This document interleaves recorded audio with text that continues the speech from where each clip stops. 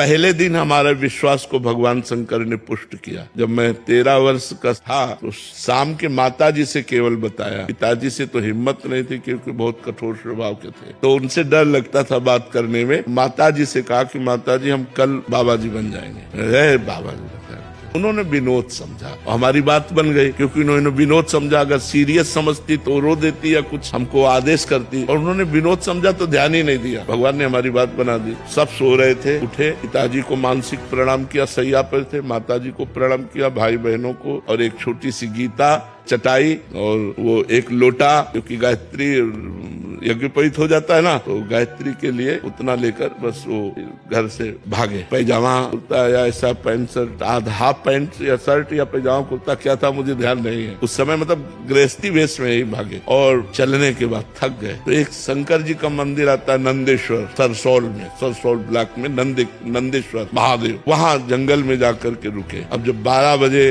भूख लगी, क्योंकि सुबह से कुछ न कुछ घर में मिल जाता था, सुबह तो मिला नहीं, चलते चले आए। अब दोपहर के 12 बज गए, भूख लगी, तो पहली बार हमारे मन में प्रश्न उठा, कैसे जीवन निर्वाह होगा, जीवन निर्वाह कैसे होगा, कहाँ रहेंगे, कहाँ जाओगे। तुरंत हम कहा ये तो हमको परास्त कर देगा प्रश्न। तुरंत हम कहा भगवान जैसे रखेंगे, हम भूखों मर जाएंगे लेकिन घर नहीं जाएंगे, हर कष्ट सहेंगे। इतने में एक आदमी आ गया, हमारे विश्वास को भगवान ने तुरंत पुष्ट किया। एक आदमी आ गया, उसने कहा बच्चा यहाँ एक सूर स्वामी रहते थे, जानते हो क्या? हम कहा हम यहाँ नए आए, हम जानते किसी को नहीं। कमंडल खोला, 1 लीटर दही होगा, मीठा दही, गांव के दूध गड़वा का लाल दही, लाल रंग का हो गया। बोला तुम पी लो, अब हम वापस नहीं ले जाएंगे, उनके लिए लाए थे, वो है नहीं तो आप पी लो। वो संत कहीं चले गए होंगे, हमें सब कुछ लगे। हम कहा हम क्यों पी ले?